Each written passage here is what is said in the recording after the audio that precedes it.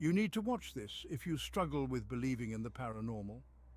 This true story will change your mind.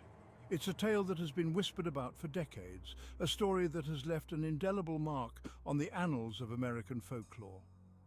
The story of Roland Doe is not just a mere ghost story, it is a chilling account that has baffled experts, terrified witnesses, and inspired one of the most iconic horror films of all time. A 14-year-old boy, known only as Roland Doe, began exhibiting bizarre behavior. Objects flew across rooms. It all started innocently enough. Roland was a typical teenager living in the suburbs, enjoying the simple pleasures of life. But then, strange things began to happen. Furniture moved on its own and objects seemed to defy gravity. At first his family thought it was just a phase, perhaps a prank, but the occurrences became more frequent and more violent. Unexplainable scratches appeared on his body.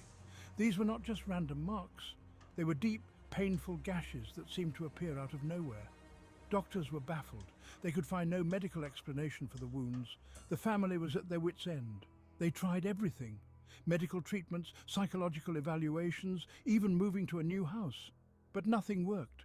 The scratches continued to appear and Roland's behavior grew more erratic. But it was his voice, a guttural, inhuman growl, that truly chilled those around him. It was as if something else, something not of this world, had taken control of his vocal cords. Friends and family who heard it were left shaken, their belief systems turned upside down. The growls were accompanied by violent outbursts, and Roland would often speak in languages he had never learned. It was clear that this was no ordinary case of teenage rebellion. As the boy's condition worsened, his desperate family turned to the Catholic Church. They had exhausted all other options and were willing to try anything to save their son. The church was initially skeptical, but after witnessing the boy's condition firsthand, they agreed to perform an exorcism. This was not a decision made lightly. Exorcisms are rare, and the church only performs them in the most extreme cases. But it was clear that Roland's situation was dire. What followed was a harrowing series of exorcisms that would shake the foundations of modern American faith. The rituals were intense, involving prayers, holy water, and the invocation of saints. The priests who performed the exorcisms were experienced, but even they were unprepared for what they encountered.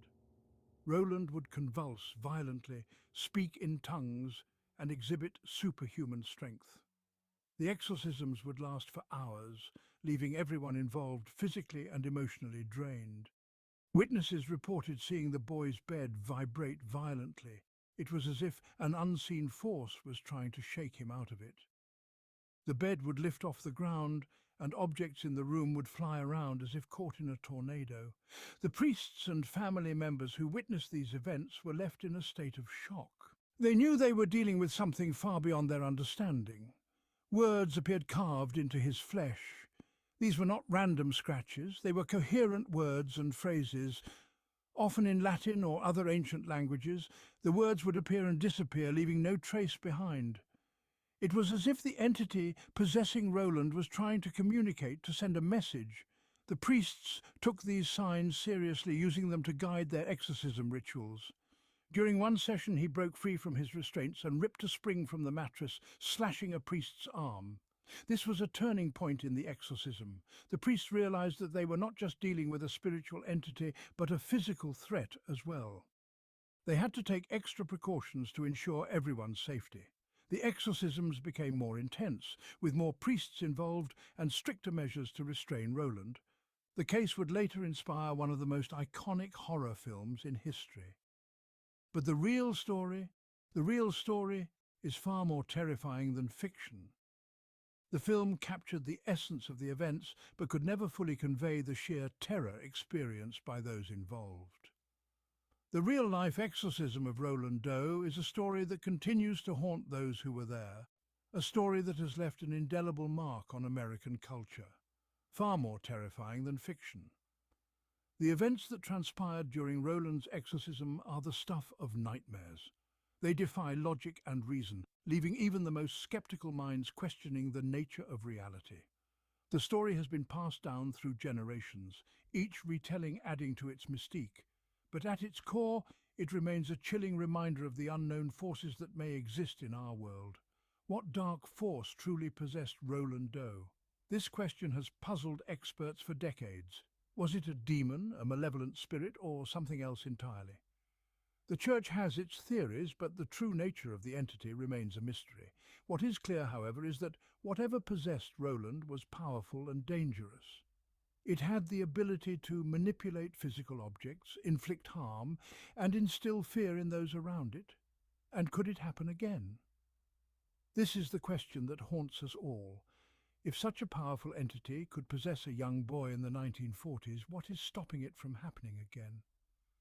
The Church continues to perform exorcisms, but they are rare and shrouded in secrecy. The story of Roland Doe serves as a cautionary tale, a reminder that there are forces in this world that we do not fully understand. Stay tuned to uncover the chilling details of the real exorcism behind The Exorcist.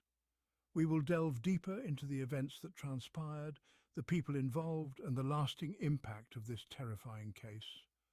Join us as we explore the dark and mysterious world of exorcisms and uncover the truth behind one of the most shocking stories in American history.